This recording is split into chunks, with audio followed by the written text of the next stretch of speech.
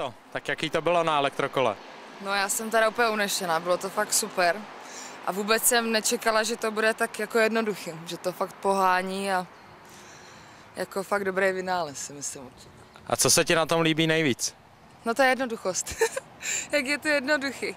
Já jsem tady nedávno přemýšlela, že bych si udělala řidičák a možná na tu Prahu jako tohle to bude nejlepší. No. A hlavně mě i baví to, že vlastně pomáhá to a vypadá to i dobře, jako, že vlastně nemám pocit, že jedu na něčem, co má stroj, což jsem se trošku bála, ale i designově to vypadá jakoby příjemně, takže to je taky velký plus.